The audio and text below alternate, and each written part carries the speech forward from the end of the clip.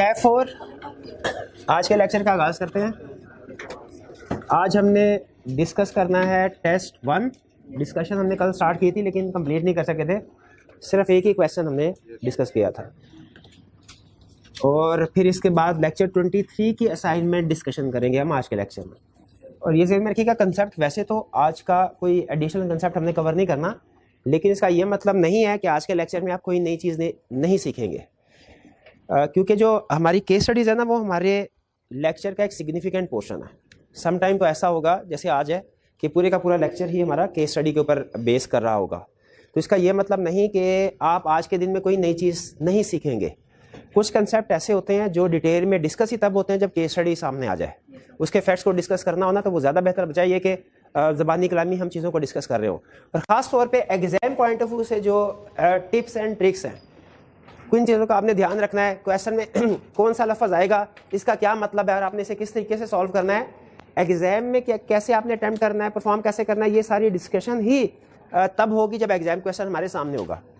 तो कुछ स्टूडेंट्स ये समझ रहे होते हैं कि जिस दिन अगर कोई डिस्कशन होनी है केस स्टडीज़ की या क्वेश्चंस की, उस दिन कौन सा कोई नया कंसेप्ट डिस्कस होना है, वो हम छुट्टी कर लेते हैं या उसको अटेंड नहीं करते। तो याद रखें, उसमें भी कुछ कंसेप्ट्स आपके डिटेल में टेस्ट हो रहे होते हैं, हम डिस्कस कर रहे होते हैं, प्लस जो एग्जाम रिलेटेड टिप्स हैं वो सिर्फ और सिर्फ उसी सूरत में डिस्कस होंगी जब हमारे सामने क्वेश्चन पेपर होगा। तो अगर आप इस तरह की डिस्कशंस को मिस करते हैं, इग्नोर करते हैं, तो याद रखें इससे आपकी परफॉर्मेंस कंप्रोमाइज़ ज़रूर होगी। तो अगर कभी डिस्कशन हो तो उसको इग्नोर ना किया करें। स्टार्ट करते हैं। कल हमने टेस्ट 1 डिस्कस करना स्टार्ट किया था। इसमें हमने क्वेश्चन 1 कंप्लीट कर लिया था और क्वेश्चन 1 के बाद हम क्वेश्चन 2 पे स्टार्ट करेंगे डिस्कशन। कह रहा है एक इसी तरह क्वेश्चन, जिसका क्वेश्चन 1 के डिफरेंट पार्ट है, क्वेश्चन 2 के भी डिफरेंट पार्ट्स है। पार्ट ए में क्या कह रहा है, X agreed to sell his property worth about ₹1 million for ₹10,000 only. 1 lakh की प्रॉपर्टी है, सिर्फ 10,000 में उसने सेल कर। यहां तक अगर क्वेश्चन खत्म हो जाता तो इसका मतलब क्या था, ये वैलिड है, क्योंकि हमने पढ़ा हुआ है कि कंसीडरेशन होना जरूरी है, एडिक्वेट होना जरूरी नहीं है। X mother prove that X was an idiot incapable of understanding the transactions. Is this sale valid? अब क्या ये सेल वैलिड है? नहीं, ये सेल अब वैलिड नहीं है, क्योंकि agreement with idiot is wide unsound, person of unsound mind है, एग्रीमेंट वाइड है। अच्छा बताइए, बर्डन ऑफ प्रूफ किसके ऊपर है? जो पार्टी, क्योंकि इडियट है ये नॉर्मली भी इसी कंडीशन में रहता है, इसलिए लॉ अज्यूम करेगा कि ये टाइम ऑफ कॉन्ट्रैक्ट भी पर्सन ऑफ अनसाउंड माइंड था। ठीक है, इडियट की एग्जांपल याद है ना आपको, हमने पढ़ी हुई है, परमानेंटली जो पागल हो, बिल्कुल बाय बर्थ, बिल्कुल। तो इसमें बर्डन ऑफ प्रूफ उस पर्सन के ऊपर होगा जो कॉन्ट्रैक्ट को इन्फोर्स करवाना चाह रहा है। B, X owes Y ₹10,000 but this debt is time barred. 3 साल के बाद आपको पता है डेट टाइम बार्ड हो जाता है। In a birthday party of J who is a friend of X and Y, X promises Y to pay this debt. एक बर्थडे पार्टी पे एक्स ने वाई को वादा किया कि वो इस डेट को पे कर देगा। आपके यहाँ में बर्थडे पार्टी पे सारे वो लिखत पढ़त हुई होगी या ज़बानी कलामी डिस्कशन हुई होगी। कह रहा है later X refuses to Y, बाद में एक्स ने वाई से कहा कि वो ये टाइम बार्ड डेट पे नहीं करेगा। Can Y recover the promised amount from x? Recover नहीं, क्यों नहीं रिकवर करवा सकता? ठीक है, टाइम बार्ड डेट की इन्फोर्सेबिलिटी के लिए जरूरी है रिटर्न हो, साइड। ठीक है, तो ये चूंकि रिटर्न नहीं है, साइड नहीं है, इसलिए इसकी रिकवरी नहीं हो सकती। ठीक है, ऐसे बर्थडे पार्टी, इस पे क्या कोई एग्रीमेंट हो सकता है? वैसे बर्थडे पार्टी पे किसे हो सकता है, बिल्कुल।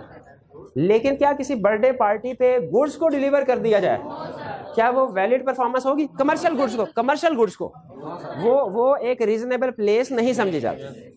ठीक है, हाँ, कॉन्ट्रैक्ट टू कॉन्ट्रैक्ट वेरी करता है। अगर बर्थडे की पार्टी की डेकोरेशन की चीजें हों तो जाहिर है उसके लिए वो रीजनेबल प्लेस है, वरना नहीं। 12 बर्थडे से वैसे मेरे ज़हन में कंसेप्ट आया रीजनेबल प्लेस का, मैंने आपके साथ शेयर कर दिया।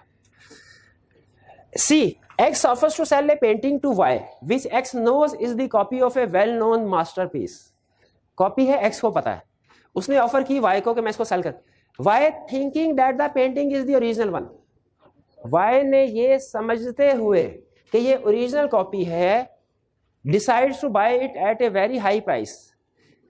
अच्छा मुझे ये बताइए यहाँ पे रुक के, Y ने जो ये समझा कि ये ओरिजिनल वन है, उसकी अपनी थॉट थी कि उसे एक्स ने बताया था? उसकी अपनी थॉट थी ना।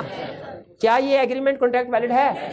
यस वैलिड है, ठीक है। Let the buyer be aware. Seller के लिए अपनी प्रोडक्ट की सारी इंफॉर्मेशन प्रोवाइड करना लाजमी नहीं होता। हाँ, अगर इस केस में थोड़ा सा चेंज करके वो ये कहता एक्स ने वाई को ये बताया है कि ये ओरिजिनल है, फिर ये फ्रॉड होता, फिर ये फ्रॉड। उस सूरत में वैलिड कॉन्ट्रैक्ट ना होता, वाइडेबल होता है at the option of agreed party. See clear? इसमें कोई पॉइंट डिस्कस करना चाहते हो? जी। मिस रिप्रेजेंटेशन या फ्रॉड उस वक्त आएंगे दोनों जब एक्स कोई स्टेटमेंट देगा, एक्स ने स्टेटमेंट दी ही नहीं, क्या एक्स ने ये कहा कि ये ओरिजिनल है? वो पॉइंट तो बाद में आएगा ना कि उसने जाने में स्टेटमेंट दी कि जानबूझ के स्टेटमेंट दी, ये बाद का क्वेश्चन है। पहला क्वेश्चन तो यह है कि क्या स्टेटमेंट दी, एक्स ने कोई स्टेटमेंट, वाई ने खुद से ये अज्यूम किया, खुद से समझा। तो जी एक मिनट है जी, सी में कोई इशू है तो जी हाँ बिल्कुल, 2-3 शायद उसमें बाज़ औक़ात मैंने बताया था ना, एक से ज्यादा रिक्वायरमेंट भी रेलिवेंट हो सकती है, ठीक है। तो उसमें जो आपके कुछ स्टूडेंट के ख्याल में ये वो एरनेस ओपिनियन, इसको यूनिलैटरल मिस्टेक के मुताबिक भी सॉल्व किया जा सकता है, ठीक है। तो उसके मुताबिक इसलिए हमने वो भी लिख दिया। अगर आप किसी चीज को समझ रहे होते हैं हाई वैल्यू है, बाद में वो लो वैल्यू साबित होती है, तो क्या आप कॉन्ट्रैक्ट को खत्म कर सकते हैं इस बेस पे? नहीं कर सकते, इसलिए उसने एरनेस वैल्यूएशन वाला पॉइंट। जी बिल्कुल जी। अच्छा, सी क्लियर है जी। अब पूछिए दोबारा, ए में कुछ पूछना चाह रहे हैं आप? जी पूछिए।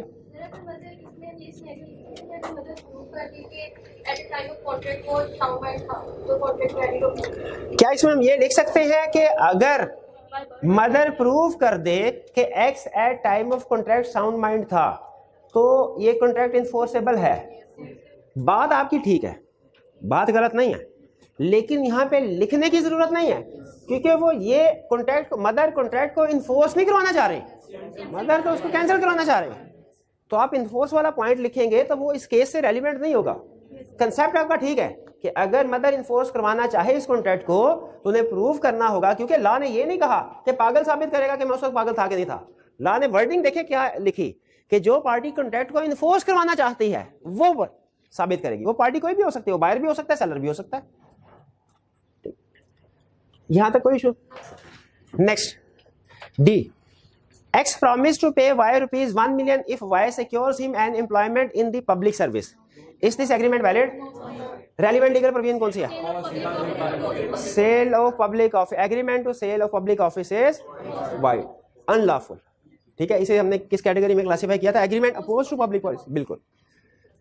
तो आप ये भी लिख सकते हैं agreement opposed to public policy are void, या ये भी लिख सकते हैं agreement for sale of public office is void, unlawful.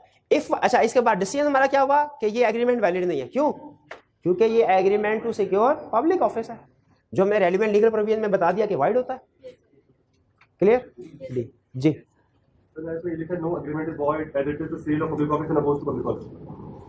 नहीं, क्या मतलब? No agreement is void as it is the sale of public office and opposed to public policy। हाँ, तो ठीक लिखा है। देखिए, जो आपकी मार्किंग स्कीम का, मैं इस वक्त जो टीचर होता है ना, टीचर वो टेस्ट को चेक नहीं करता, ये ध्यान में रखिएगा। हमारा काम क्या होता है? टेस्ट को बनाना, उसका सोल्यूशन बनाना और मार्किंग स्कीम डिसाइड करना। उसके बाद उसको जो एग्जीक्यूट करना होता है ना, यानी उस मार्किंग स्कीम के मुताबिक टेस्ट को चेक करना, ये किसका काम होता है भला? टीए का काम होता है, ठीक है। टीए सुपरविजन में काम कर रहा होता है। लेकिन एक चीज आप याद रखिएगा, मैं अभी, क्योंकि देखिए जो भी चीज हो, अच्छी सर्विस हो बुरी सर्विस हो, क्लाइंट को पता होना चाहिए सर्विस की नेचर क्या है, बजाय ये कि हम कहें कि बहुत अच्छी सर्विस है, असल में कुछ हो। टीए टीचर नहीं होता, इवन टीचर भी जो है ना वो पेपर चेकर आई कैप का नहीं होता।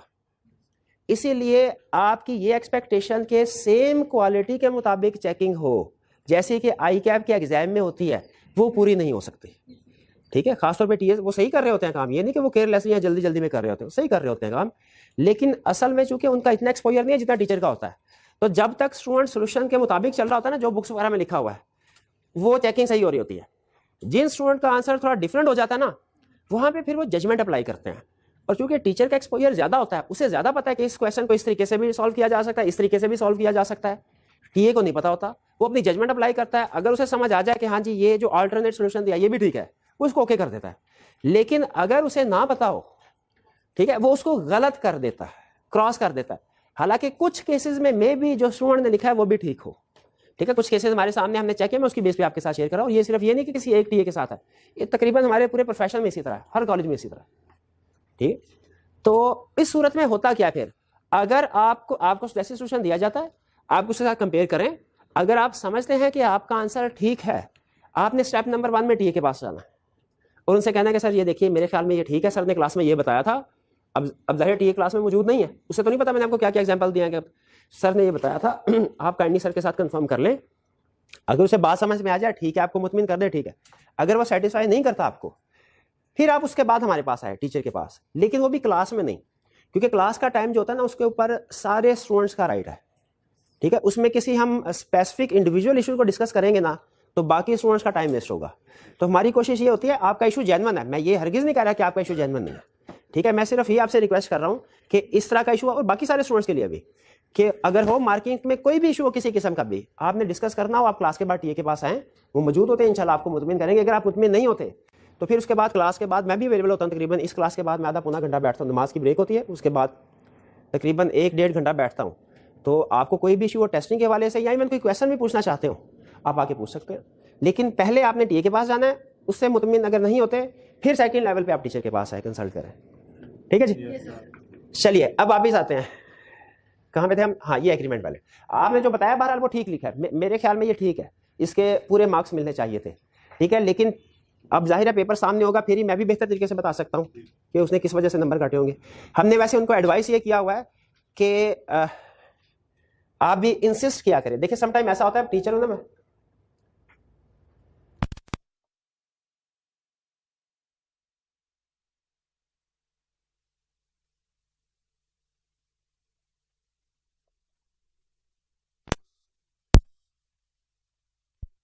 समटाइम ऐसा होता है कि हम भी ना, हम देखिए काम करना ना किसी को भी पसंद नहीं होता, हर बंदा यही चाहता है। मतलब ये सिर्फ स्टूडेंट नहीं, हमारे साथ कुछ लोग नहीं बताते, लेकिन बताने में कोई हर्ज भी नहीं, जाहिर है। इसी तरह आपका काम करने को दिल नहीं करता, आप चाहते हैं कि बगैर पढ़े पास हो जाए। उसी तरह हमारा भी बाज़ का पढ़ाने को दिल नहीं करता, हम कहते हैं पढ़ाई बगैर ही तनहा मिल जाए तो अच्छा। हमें जो टीचर बना, मैं जो टीचर मतलब बना, कि कुछ लोग मुझे मतलब गुड बुक्स में अपनी कंसीडर करते हैं, तो मैं अपनी मेहनत से, मैंने खुद मेहनत नहीं की, स्टूडेंट से मेरे से मेहनत करवाई है, ठीक है। जैसे मैंने मेरे ज़हन में कोई आइडिया आया, मैंने आपके साथ शेयर किया, अब आप तकरीबन 1.5-2 हफ्ते से कलप रहे हैं, सर माइंड मैप पेंडिंग है, माइंड मैप बना दें माइंड।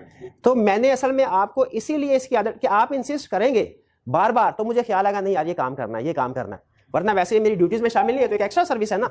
लेकिन इसीलिए अब आप जितना मुझसे कहेंगे, मैं आपकी एक्सपेक्टेशन को मीट करने के लिए मजबूरन मुझे काम करना पड़ेगा, वरना आप कहेंगे यार सर देखें सर ने एक बात कमिट की थी, वरना मैं अगर कमिट ना भी करता, पहले इससे कोई फर्क तो नहीं पड़ा ना, तो आपने फीस ज्यादा देनी थी ना कम देनी थी, आपको पता भी ना चलता कि किस तरह की सर्विस होती है, या जैसे ब्रेनस्केप है इस तरह की सर्विस पता भी ना चलता। मैंने क्यों शेयर की, क्योंकि मुझे अंदाजा था कि मैं शायद मसरूफियत से काम ना कर सकूं, लेकिन जब स्टूडेंट बार बार मुझे कहेगा ना तो मुझे करना पड़ेगा। उसी तरह हमने टीए को इंस्ट्रक्ट किया होता है, मैं आपके साथ इसलिए शेयर कर रहा हूं कि आप भी उनको मजबूर करें कि सर ये चीज़ जो है ना सर ने आपको बताई होगी ना, तो आप ज़रा इसके ऊपर अमल करें। ये मैं अपने सिर्फ टीएस की बात कर रहा हूँ, बाकी टीएस की नहीं, बाकी टीचर्स के नहीं। कि आइडियली अगर आपने स्टूडेंट का 1 नंबर भी काटा है ना, स्टूडेंट को पता चलना चाहिए रीज़न क्यों काटा है। स्टूडेंट को इस चीज़ से गर्ज नहीं है मैं पास हुआ कि फेल हुआ, स्टूडेंट को इस चीज़ से गर्ज भी नहीं होती मेरे कितने मार्क्स आए, स्टूडेंट को इस चीज़ से गर्ज होती है क्या मेरी परफॉर्मेंस ठीक है, क्या मैं आई कैप का क्वेश्चन पढ़ के उसको सही अटैम्प्ट कर रहा हूँ कि नहीं कर रहा। तो अगर किसी के आपने 0 मार्क्स दे दिए लेकिन उसे रीज़न ना बताई क्यों 0 मार्क्स है, कोई फ़ायदा नहीं। इवन किसी ने अगर 100 मार्क्स भी ले लिए लेकिन उसको जहाँ पे डिडक्शन फॉर एग्जाम्पल होनी चाहिए थी नहीं की, उसको भी कोई फ़ायदा नहीं। फ़ायदा कब होता है, हमेशा जो भी हमने काम किया कि सीनियर हमारा देखे उस काम में गलती निकाले और हमें पता हो गलती क्या है और सजेस्ट करे कि इसकी इंप्रूवमेंट क्या है। तो हमने टीएस को कहा हुआ है कि आप जब आधा नंबर काटे, एक जितने भी मार्क्स डिडक्ट करें हाईलाइट कर दें, ठीक है, लिख दें तो बेहतर है। लेकिन चूंकि इतने ज्यादा टेस्ट होते हैं कि लिखना पॉसिबल नहीं होता, तो कम से कम मैंने उन्हें कहा हुआ है आपने सर्कल कर देना उसको या क्रॉस कर दें और एक आधा लफा सिर्फ लिख दें, जिससे बाद में जब स्टूडेंट आपसे पूछने आए ना तो आपको पता हो कि किस वजह से मार्क्स डिडक्ट किया था।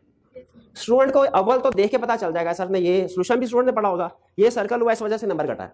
अगर नहीं पता चलता, स्टूडेंट आता है और आपका राइट है ये, आप टीए के पास जाएं उससे पूछे सर ये मार्क्स डिडक्ट किया, मुझे बताइए किस वजह से किया। लड़ना नहीं है जाके, लड़ना नहीं है जाके, लेकिन उसमें इंप्रूवमेंट इसी चीज से आएगी। इंप्रूवमेंट उस चीज से नहीं आएगी जो आपने अच्छी की है, ठीक की है। इंप्रूवमेंट हमेशा उस चीज से आती है जो आपने गलती की है। ठीक है, तो आपकी गलती जो भी होगी, देखिए शायद उसने कहीं आइडेंटिफाई किया है, अगर नहीं की तो उसे करनी चाहिए थी, आप उससे जाके पूछेंगे तो आपको गाइड करेगा, पाबंद है वो इस चीज़ का। ठीक है जी जी जी। नहीं, ये तो मैंने बताया ना, हेडिंग्स देना जरूरी नहीं है, ना हेडिंग देना जरूरी है ना तरतीब देना जरूरी है। आप हेडिंग से बगैर भी क्वेश्चन अटेम्प्ट कर सकते हैं, आप तरतीब ऊपर नीचे भी कर सकते हैं, कोई इशू नहीं है। ठीक है जी, एक पैरा में भी लिख सकते हैं, बिल्कुल लिख सकते हैं, कोई इशू नहीं है। देखें प्रेजेंटेशन अच्छी हो तो बेहतर है, वरना आप सारी चीजें एक वो खिचड़ी से पक जाएगी, लेकिन बहरहाल आपकी वो टेस्ट चेकिंग होगी, वो आपने तो इन्फॉर्मेशन सारी दी। आईक्यू में भी इसी तरह होगा, आप चाहे एक पैरा में भी सारा पेपर अटेम्प्ट कर सकते हैं। तो देखें, आप लोग अगर इंटरेस्ट लेंगे ना किसी भी चीज में, आप लोगों ने इंप्रूव करना है, टीचर को भी आप लोग इंप्रूव करते हैं, टीए को या किसी भी सिस्टम को आप लोगों ने इंप्रूव करना है। आप जाके उससे कहे सर ये मुझे समझाएं, उससे पता हो गया, मैं एक दफा मेरे एक टेस्ट में मैंने ऊंच नीच की थी, 20 स्टूडेंट आ गए थे, तो मुझे सबको फर्दन जो है ना 10-10 मिनट में समझाना पड़ गया। उससे बेहतर है कि बाद में जो मैंने 200 मिनट लगाने हैं, अभी मैं 10 मिनट एक्स्ट्रा लगा के ना इसको इधर ही हाईलाइट कर दूं। आप लोग अगर इग्नोर करते जाएंगे ना, तो मुझे पता है वो टीए भी, मतलब वो भी इंसान ही है, वो कहते हैं अच्छा ठीक है कोई आ नहीं रहा, ठीक है। उनका एक फार्मूला मैं आपको बताता हूँ क्या होता है। यार ऐसा करो, मार्क कर रहे हो ना, 1-2 नंबर ऊपर दे दो, कम नंबर दोगे ना स्टूडेंट आगे लड़ेगा, खुले नंबर दे, स्टूडेंट आगे आर्गू कर रहा हो ना, अच्छा 2 नंबर एक्स्ट्रा दे दे, ठीक है, स्टूडेंट कहता है ठीक है, कहते ये ले। आपने ये काम नहीं करना, आपने कहना सर मेरे 2 नंबर और काट ले, मुझे कोई इतराज नहीं है, लेकिन मुझे बताएं मार्क्स डिडक्ट किस चीज के हुए। आप एफर्ट करेंगे, कोई कष्ट उठाएंगे, अगला बंदा भी कष्ट उठा के आपको फिर इंप्रूव करेगा सर्विस क्वालिटी। आप मुतमिन होते रहेंगे, बाकी सारे भी मुतमिन होते हैं, ठीक है स्टूडेंट को मसला नहीं है तो हमें क्या मसला है, ठीक है चलिए। लेकिन आज से शुरू ना कर दीजिएगा, 1-2 दिन के बाद ही ना सारा मलबा मेरे पे आ जाए। चलिए जी, अच्छा आगे चलते हैं। अच्छा ये डी क्लियर हो गया। ई x, a father having 2 minor sons agreed to transfer their guardianship in favor of Mrs. Y and also agreed, अच्छा Mrs. Y X की वाइफ नहीं है, होती तो वो बताता, वो यहाँ पे Mrs. X लिखता, ठीक है, ये अच्छा कह रहा है Mrs. Y and also agreed not to revoke the transfer, और ये भी एग्री किया कि मैंने बच्चे आपके हवाले कर दिए, लिखत पढ़त में गार्डियनशिप आपको दे रहा हूं, अब मैं वापस नहीं लूंगा कभी भी सारी जिंदगी। Subsequently he filed a suit for the recovery of the boys and declaration that he was the rightful guardian, court में केस फाइल के कहा मैं राइट गार्डियन हूं, बच्चे मुझे वापस दिलाए जाए। डिस्कस द लीगल पोजीशन, क्या बच्चे वापस जाएंगे? यस जाएंगे, क्यों? Agreement statement of parental rights is wide, agreement statement of parental rights is wide, ठीक है। वो रेलिवेंट लीगल प्रोविजन लिखेंगे, नीचे डिसीजन लिख देंगे, लिखेंगे because x is guardian, true guardian, therefore agreement is wide. Clear? ये कोई इशू? आगे चलते हैं। नेक्स्ट क्वेश्चन हमारा क्वेश्चन 3। मिसेज इकराम वाला हमने किया नहीं हुआ, ये केस स्टडी, ये तो आपके लिए आसान हो गया, हलवा होगी फिर तो आपके लिए, छाप दी होगी आप। रिप्रोडक्शन, ये केस स्टडी नहीं है, सारी शक्ल तो केस स्टडी वाली है। ये कह रहे हैं रिप्रोडक्शन का, मैं फिर पढ़ लूंगा। Mrs. Ikram was searching for a house for her family in city's posh locality. Her grandfather Nadeem had promised to pay her 1 million. अच्छा ये सारी वही कहानी है कि मिसेज इकराम ने कहा घर खरीदना है, उसके दादाजी ने कहा अच्छा मैं 1 मिलियन दूंगा, बाद में जब डील हो गई ब्रोकर के साथ दादाजी ने रिफ्यूज कर दिया, मिसेज इकराम ने केस फाइल कर दिया कि प्रॉमिस। अच्छा रिक्वायरमेंट, मुझे एक चीज बताइएगा, वैसे तो नॉर्मली ऐसे ही होता है कि रिक्वायरमेंट और इन्फॉर्मेशन इंटरलिंक्ड होती है, लेकिन फर्ज कीजिए कभी कभार एक्सेप्शनल केस में अगर रिक्वायरमेंट और इंफॉर्मेशन में कोई लिंक ना बनता हो, तो हमने किसको अहमियत देनी है? रिक्वायरमेंट। 1-2 क्वेश्चन ऐसे थे उसमें सारी कहानी जरा लिखे ना, नीचे लिखा हुआ था list the essentials of a valid contract, सारी कहानी 1-2 क्वेश्चन ऐसे भी आएंगे आगे, लिस्ट द। तो हमने क्या करना है?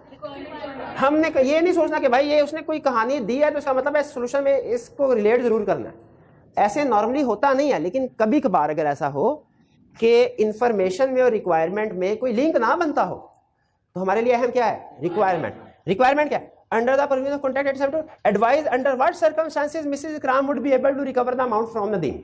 ये है रिप्रोडक्शन का क्वेश्चन। थोड़ा सा कंसेप्ट इसमें इन्वॉल्व ये है कि हमें ये नहीं पता मिसेज इकराम का कौन सा कॉन्ट्रैक्ट है, नेचर ऑफ द कॉन्ट्रैक्ट क्या है जो मिसेज इकराम ने नदीम के साथ किया है, नेचर ऑफ द कॉन्ट्रैक्ट क्या, ये नहीं पता। नेचर ऑफ द कॉन्ट्रैक्ट हमें इंफॉर्मेशन से पता चलेगी, उसके बाद सर्कमस्टेंसेस हम छाप देंगे। और नेचर ऑफ द, जब हमने इंफॉर्मेशन पढ़ी तो हमें पता चला ये है agreement on account of natural love and affection. ये डिसीजन पे पहुंचने के लिए केस पढ़ना जरूरी था। अब इसके बाद जो आगे कह रहा है सर्कमस्टेंसेस बताइए, वो हमें पता है, कंडीशन आप देनी है। जी जी, इसमें नहीं, इसमें डिसीजन, बेसिस ऑफ डिसीजन लिखने की जरूरत नहीं है, ये रिप्रोडक्शन का क्वेश्चन है।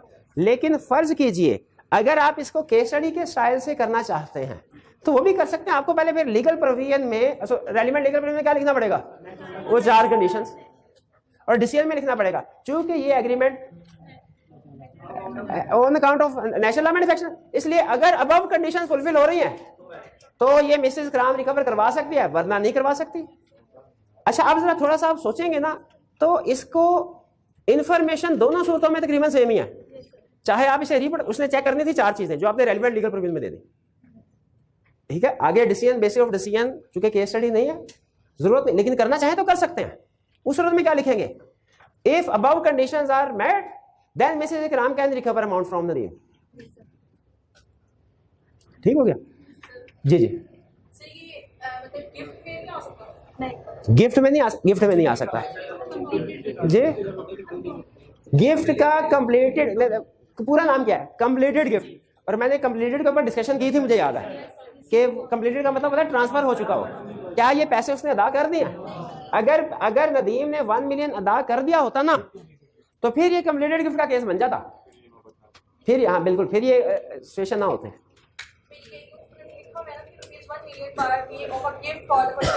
उसने बिल्कुल गिफ्ट क्या की का, वो बाद में की गिफ्ट ही कहेगा, जाहिर है बदले में कोई चीजें नहीं ले रहा तो वो यही कहेगा मैं तोहफतन दिया।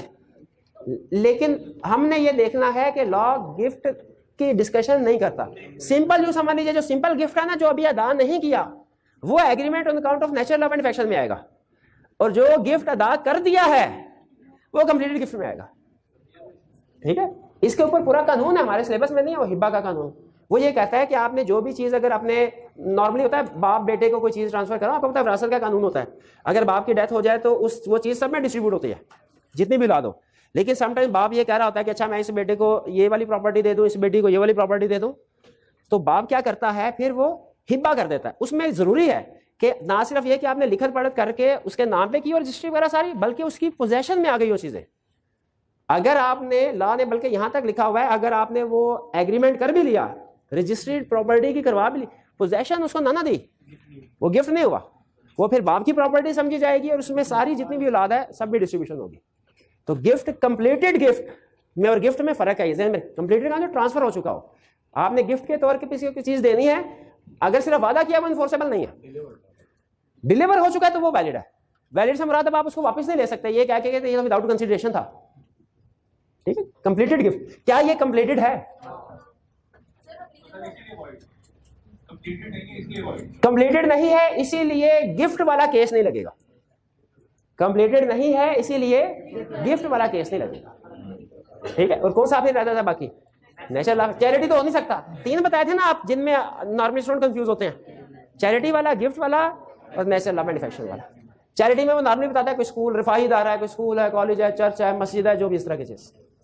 जी जी,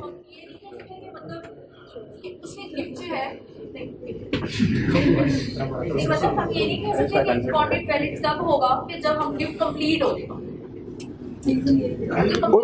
उनका ये कहना है। सर चलें, ये जो आपने कहा ये तो समझ आ गया ना। In addition to that provision, क्या हम ये लिख सकते हैं कि अगर ये गिफ्ट उसने वादा किया ना, गिफ्ट तो अगर ये ट्रांसफर कंप्लीट हो चुका होता तो वैलिड होता, लिख सकते हैं। लेकिन ये जो नेचुरल लॉ मैन्युफैक्चर है, ये तो लाजमी लिखना है, ये तो लाजमी लिखना है। जो गिफ्ट वाला है वो आपकी मर्जी है, रिक्वायर्ड नहीं है, रिक्वायर्ड। और मार्किंग स्कीम में इसके मार्क्स भी नहीं होंगे, लेकिन अगर आप कंसर्ट के लिए इसको लिखना चाहें तो लिख सकते हैं। गिफ्ट वाला आस जी,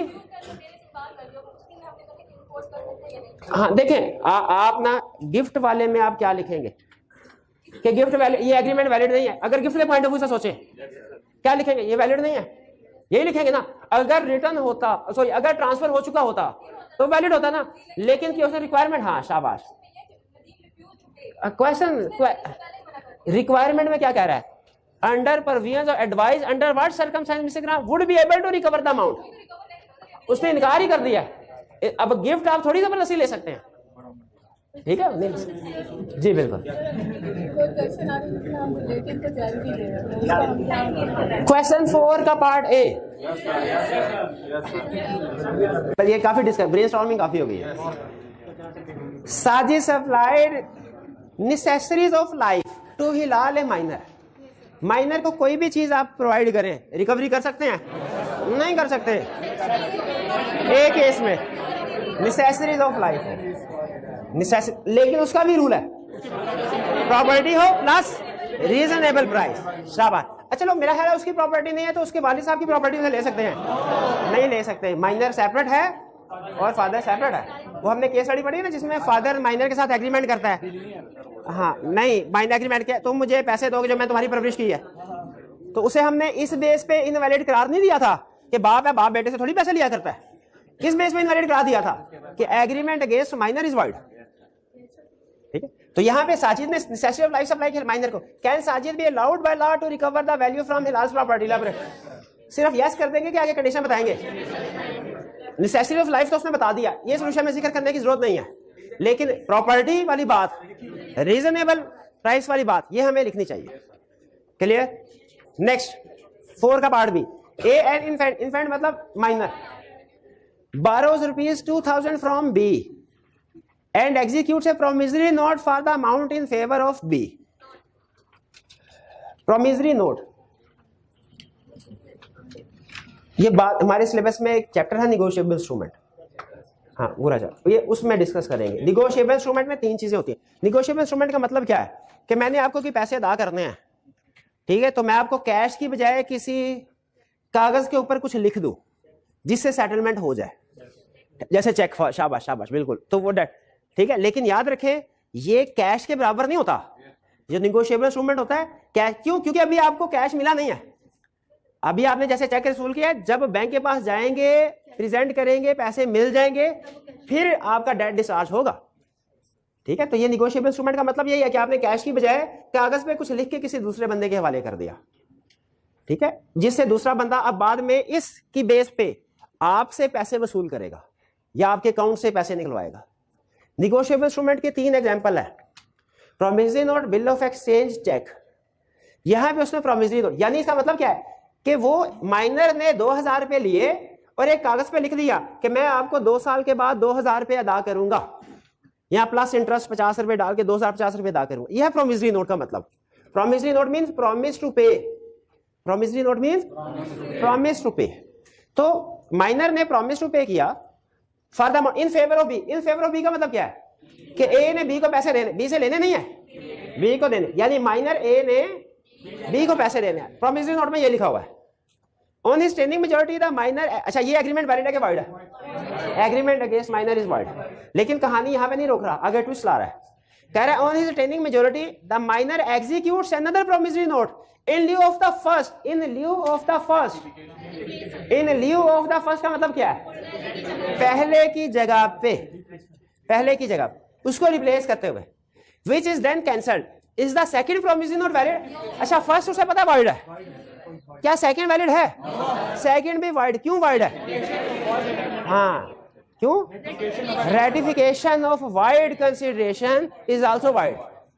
जो एक्ट पहले वाइड था। अच्छा, कोई स्टूडेंट बता सकता है इसको करना क्या चाहिए था? इसको कोई भी एग्रीमेंट, जब तक वो माइनर है तब तक कोई भी एग्रीमेंट नहीं करना चाहिए था बी को। जब मेजर हो जाता तब उसको एग्रीमेंट करना चाहिए था, वो एग्रीमेंट वैलिड होता, क्योंकि पास्ट कंसीडरेशन वैलिड है। लेकिन वाइड एग्रीमेंट की बेस पे कोई दूसरा एग्रीमेंट किया जाए, क्लियर हुई ये बात? आगे चलते हैं। Question 5, comment on legality and enforceability of agreement in each of the following situation. A, Kamil and Raza agree that Kamil shall sell a house to Raza for ₹2 million. But if Raza uses it as a gambling house, Raza will pay ₹4 million for it.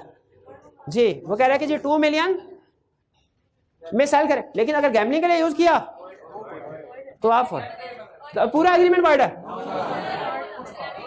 अच्छा, ये कौन सा? Partly legal partly illegal वाला। और ये कौन सी वाली है? एग्रीमेंट, ये अल्टरनेट प्रॉमिस वाला है कि agreement to do first legal and then illegal? वो रेलिवेंट लीगल पे में लिख देंगे, डिसीजन में लिख देंगे कि ये एग्रीमेंट 4 मिलियन वाला वाइड है, और फिर आगे लिखेंगे चूंकि ये इलीगल है 4 मिलियन इसलिए ये वाइड है, लेकिन 2 मिलियन वैलिड है। हाँ जी बिल्कुल, वो सेपरेबल है। A clear. B, A and B carried out business in a certain locality in Karachi. A promise to stop business in that locality if B pays him rupees 1 lakh. A stopped its business but B did not pay him the promised money. Agreement is end of trade. Void.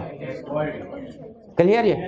अच्छा एक आपको छोटी सी tip बता रहा हूँ, अगर आप चाहते हैं ना कि आपका लॉ जो है वो जरा रिफाइन हो, तेज हो, छोटी सी टिप, छोटी, आज जब कोई केस स्टडी है ना जिसमें लिखा हो वाइड, आपने एक दफा सोचना है इस केस में क्या होता तो ये वैलिड हो जाता, आपने वकील बन जाना है।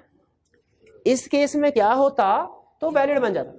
हर केस में कोई ना कोई रास्ता नहीं मिलेगा आपको, लेकिन अक्सर केसेस में आपको रास्ता मिल जाएगा, और इसमें आपके कंसेप्ट्स जो है ना वो बड़े क्विकली प्रोसेस होंगे। बताइए इस केस में अगर वो बिजनेस को शेयर कर रहा होता गुड भी, तो फिर वैलिड होता, फिर वैलिड बिल्कुल। गैम्बलिंग वाला केस कभी भी, इसमें तो इस एग्रीमेंट में ये चीज तय ही नहीं पानी चाहिए थी, ये कभी भी लीगली इन्फोर्सेबल नहीं हो सकता, लेकिन ये हो सकता है बी वाला, अगर ये सेल ऑफ गुडविल वाला केस होगा। एक असल में आईकैप ने एक दफा क्वेश्चन भी इस तरह का पूछा, सिचुएशन बता दी, नीचे उसने ये नहीं पूछा कि बताओ एग्रीमेंट वैलिड है कि वॉइड है, बल्कि उसने पूछा बताइए क्या एडिशनल रिक्वायरमेंट्स पूरी करना होती तो ये ऊपर जो एग्रीमेंट्स है ये वैलिड हो जाते। उसमें भी एक फॉर एग्जाम्पल गिफ्ट का केस था, उसमें भी एक चैरिटी का केस था, उसमें भी एक नेचुरल लव एंड अफेक्शन था, लेकिन उसमें हमने भी रिक्वायरमेंट के एडिशनल चीजें बतानी थी उसको इन्फोर्स करवाने के लिए। ये कमेंट नहीं करना था कि वैलिड है कि वाइड है, नॉर्मली यही कमेंट करवाता है बताओ वैलिड है कि नहीं, ठीक है। लेकिन जब भी कोई वाइड हो आपने एक दफा रुक के, बेहतर लाजमी नहीं है लेकिन सजेशन है, रुक के सोचे क्या कि क्वेश्चन में क्या इस सिचुएशन में काम होता कि ये एग्रीमेंट वैलिड हो जाता।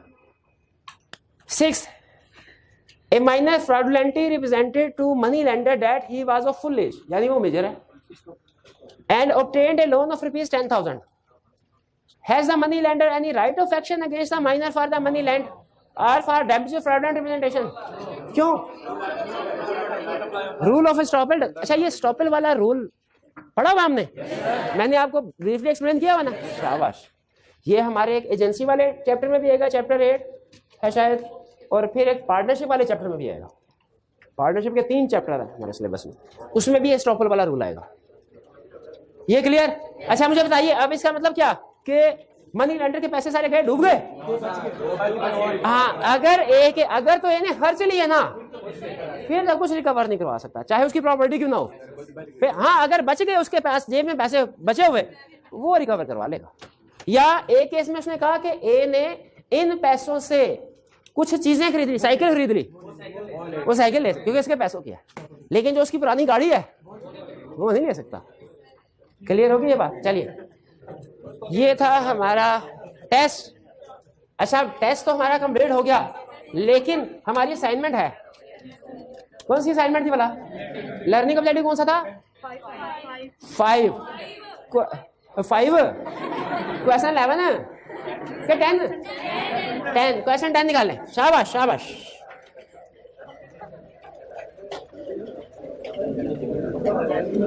जिन स्टूडेंट्स को सामने नजर आ रहा हो सामने देखें, जिन स्टूडेंट्स को सामने क्लियर पिक्चर नहीं नजर आ रही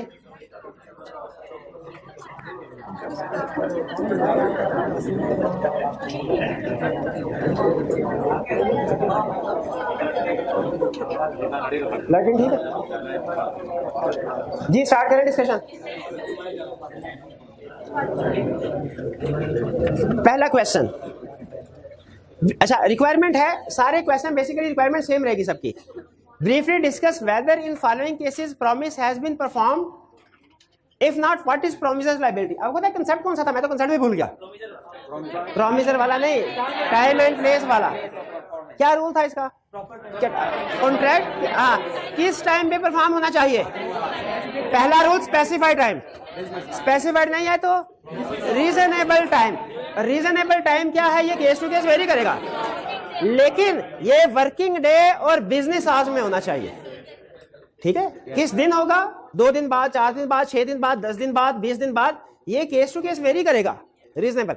लेकिन जिस दिन भी हो working day during business hours. ये तो हो गया टाइम का रूल। प्लेस का रूल क्या था? किस जो अगर कॉन्ट्रैक्ट में प्लेस स्पेसिफाई कर दी गई है उस पे पर हम अगर प्लेस स्पेसिफाई नहीं की तो प्रोमिसर ने प्रोमिसी को अप्लाई करना है। अप्लाई करने का मतलब क्या? पूछना है उससे। और प्रोमिसी जो मर्जी प्लेस बता दे कि कॉन्ट्रैक्ट में तय, कॉन्ट्रैक्ट में प्लेस तय नहीं हुआ तो मैं जो मर्जी प्लेस बता दूं, ये जर्मनी लेके आ जाओ, नहीं, उसकी रीजनेबल प्लेस बताए। और रीजनेबल प्लेस की भी आगे एग्जांपल देता है। वो कोई उसके शॉप हो सकती है, वेयर हाउस हो सकती है, वो कोई पब्लिक प्लेस ना हो जी। अच्छा, अब क्विकली रिवीजन हो गया, बाकी चलते। अच्छा, फिर अब आपने बताना है कि क्या ये प्रोमिसर ने अपना प्रॉमिस पूरा कर लिया कि नहीं। आजम promises to deliver goods at Babar's warehouse on 1st March before 1 PM. Azam deliver goods before time. उसने एक की बजाय 12 बजे, 11 बजे, 10 बजे सुबह आ गया, या एक आधा दिन पहले आ गया, कोई प्रॉब्लम तो नहीं। अच्छा, ये भी याद रखें, नेचर ऑफ द केस पे डिपेंड करता है असल में। यहाँ पे चूंकि वो जनरल डिलीवर गुड्स की सेल परचेज की नॉर्मली इन पे कोई फर्क नहीं पड़ता, लेकिन अगर बर्थडे, शाबाश, बर्थडे की बात होती है और वो 1-2 दिन पहले आ जाता, एफिशिएंट हो गए, तो फिर कोई फायदा नहीं है। फिर भी हर काम जल्दी करना मुनासिब तो नहीं है ना, वो तो नेचर पे डिपेंड करता है।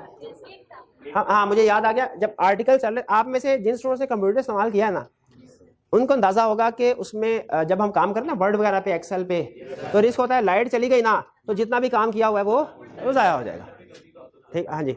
तो हम क्या करते हैं, आदत होती है हमारी फर्म में, उसको हर 1-2 मिनट के बाद ना सेव करते रहते हैं। ठीक है, सबसे ज्यादा जो फॉर्म में हम कमांड यूज करते हैं control S, save save save. हर काम को करने के बाद आदत पड़ गई होती है हमें कंट्रोल एस। तो एक बड़ा अहम काम हो रहा था फॉर्म ऑफिस में, मैं भी बैठा था, जूनियर भी थे, तो एकदम लाइट चली गई, तो सीनियर जो ना डर गया। उसने जूनियर से पूछा जो काम करा, काम जो क्रिटिकल का था, नेचर का था, उसने कहा भाई सेव कर लिया था ना काम। जूनियर ने बड़े रिलैक्स होगा, सर आप बेफिक्र रहे, मैंने तो आधा घंटा पहले ही सेव कर लिया था। सीनियर के पैरों तले जमीन निकाल। अब मुझे बताइए, आधा घंटा पहले इस सिचुएशन में क्या ये एफिशिएंसी है? ये एफिशिएंसी। तो ये हमेशा काम या कॉन्ट्रैक्ट पहले परफॉर्म, नॉर्मली अच्छी बात है, पहले कर लेना काम नॉर्मली, लेकिन बहरहाल ये केस टू केस वेरी करता है। मैंने आपका एग्जाम्पल, आगे चलते हैं। बी, बाबर ओव्स आजम ₹1। अच्छा, मैं हमेशा भूल जाता हूं जब ये ओव्स का वर्ड यूज करता है ना, तो बाबर ने आजम को पैसे देने हैं कि आजम ने बाबर ने? हाँ, बाबर ओव्स का मतलब है बाबर मकरूज है आजम का, यानी बाबर ने पैसे देने हैं आजम को 100। It was agreed that Babar will send a cheque for ₹100 by post. ये एग्री तो ठीक है, चेक सर, हाँ एग्री, हाँ बिल्कुल, लेकिन जब वो चेक सेंड कर देगा वैलिड हो जाएगा। ठीक है। अच्छा, अगर वो चेक की बजाय आप कैश भेज दे, अगर एक्सेप्ट कर ले तो वो तो वैलिड, वो तो जो भी कर लेगा वैलिड है, लेकिन अगर वो एक्सेप्ट नहीं करता तो क्या ये वैलिड पेमेंट होगी? सी, आजम एंड बाबर आर इंडेटेड। इसका क्या मतलब हुआ? ए ने बी के पैसे देने हैं, बी ने सी के पैसे देने हैं। Azam and Babar settle an account by setting off one item against another. उन्होंने अपना अकाउंट एक दूसरे के साथ सेट कर लिया, सेटल कर लिया। इसे काउंटिंग में क्या कहते हैं भला? कॉन्ट्रा, बैड डेट नहीं कहते, कॉन्ट्रा एंट्री। पता है, एक ही बंदे से रिसीवेबल भी हो, पेएबल भी हो, तो क्या करते हैं, क्रेडिटर को डेबिट कर देते हैं, डेबिटर्स को क्रेडिट। सही काउंटिंग मेरी? हाँ, ये सर उन्होंने ऐसा कर लिया। तो क्या इसकी इजाजत है? बिल्कुल है, कर सकते हैं, है इजाजत, अभी तो कॉन्ट्रा एंट्री पास करते हैं against and Babar pays Azam the balance. और जो बैलेंस था वो पे कर दिया, at the balance found to be due from him upon such settlement, pay कर। तो क्या जिम्मेदारी खत्म हो गई? मैंने इनको 10,000 देने थे, 7,000 लेने थे, मैंने इनको सेटलमेंट करके 3,000 दे दिए। अब ये बाद में मेरे से 7,000 मांग सकते हैं? नहीं मांग सकते, वो तो सेटलमेंट हो गई थी। ठीक है, हाँ जी। हाँ, इसका मतलब यह है कि जो रिमेनिंग अमाउंट बाबर ने ज्यादा पैसे देने थे, बाबर ने ज्यादा पैसे, बाबर पेज रिमेनिंग अमाउंट का मतलब बाबर ने 10,000 देना था आजम को, आजम ने 7,000 देना था बाबर को, तो 7 उन्होंने सेटलमेंट कर ली, बाकी 3,000 जो ऊपर का है वो बाबर ने जो आजम को दे दिया। क्लियर? ये सिंपल है, इसमें कोई कॉमन सेंस की बात है। D, Azam owes Babar ₹2,000। आजम ने बाबर को पैसे देने, Babar accept some of Azam goods in the reduction of the debt. वो कहते चल पैसे नहीं, अपने घर की चीजें दे दो कुछ। वैलिड, जितना हाँ टीवी जितना दे दिया, बिल्कुल टीवी ढवा लिया, जितने का टीवी था उतने से डेट कम हो जाएगा। E Azam desire Babar who owes him ₹100 to send him a cheque of ₹100 by post. ये तो पहले वाला ही है, तो ठीक है, जब वो चेक पोस्ट करेगा लायबिलिटी खत्म। F Azam promises to deliver goods at Babar's warehouse on 1 January. Azam brings the goods to Babar's warehouse but after the usual hours of business. ये not valid. Valid performance, valid end. अब बताइए क्या कोई जिम्मेदारी है आजम की? बिल्कुल, वो डिलीवर करेगा, उसको स्टिल लायबल है उसको डिलीवर करने के लिए। और इवन अगर लेट डिलीवरी की वजह से बाबर का कोई नुकसान हुआ, वो आजम से क्लेम कर सकता है।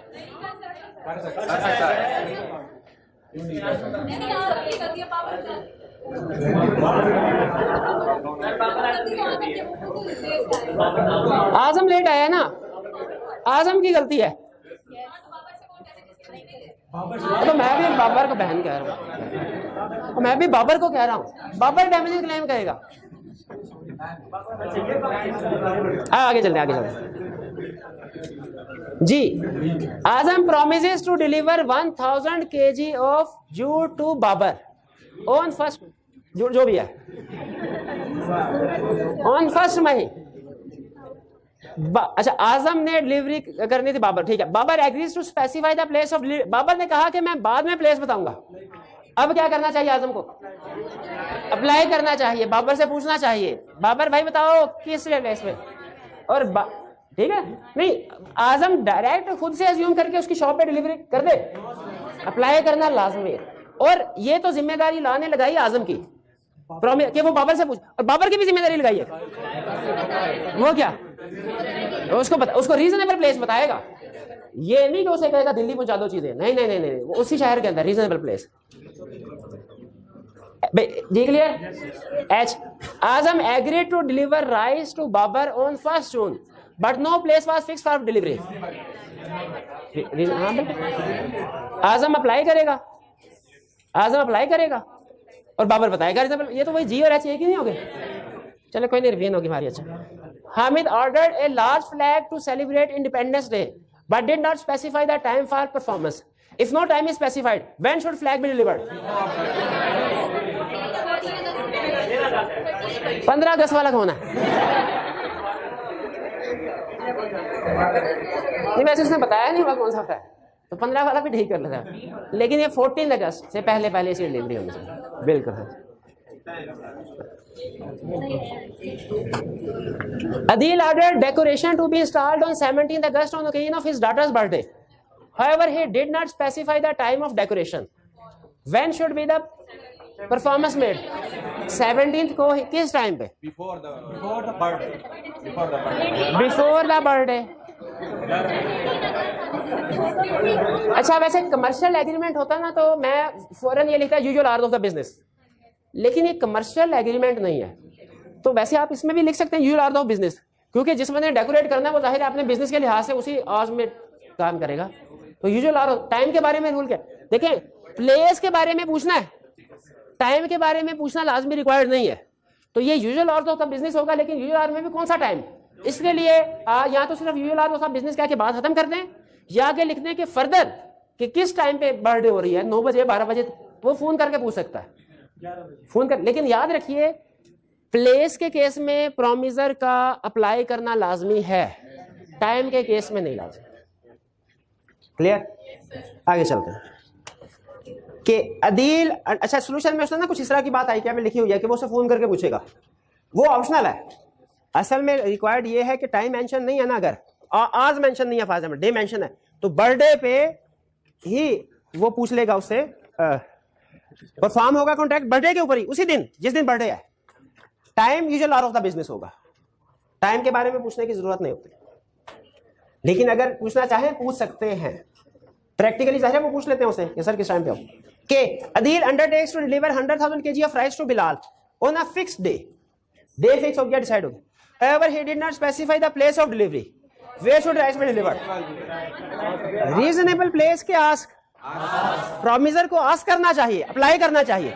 प्रॉमिस की जिम्मेदारी है कि रिजेबल प्लेस बताएगा उसको और उस प्लेस पर डिलीवर हो जाएगा जी। अगर कॉल नहीं उठाए तो वो फिर खुद से जज करके कर। हाँ जी। अभी तक ऐसी कोई केस स्टडी मेरी नजर से नहीं गुजरी जिसमें उसने ये पॉइंट रेज किया हो कि प्रॉमिसर ने अप्लाई किया, पूछा, लेकिन उसने रिस्पॉन्ड नहीं किया। लेकिन मेरी जजमेंट ये है कि अगर इस तरह की सिचुएशन है, आउट ऑफ रीच है, तो फिर वो खुद से डिसाइड करके रिजेबल प्लेस। चलिए, अच्छा, हमारे टेस्ट 1 की भी डिस्कशन कंप्लीट हो गई, हमारी असाइनमेंट की डिस्कशन भी कंप्लीट हो गई। चलिए, इसके साथ हमारा लेक्चर भी कंप्लीट हो गया। कल इंशाल्लाह फ्रेश कंसेप्ट को डिस्कस करेंगे। आज का लेक्चर यहाँ खत्म करते हैं हम। अल्लाह हाफिज़।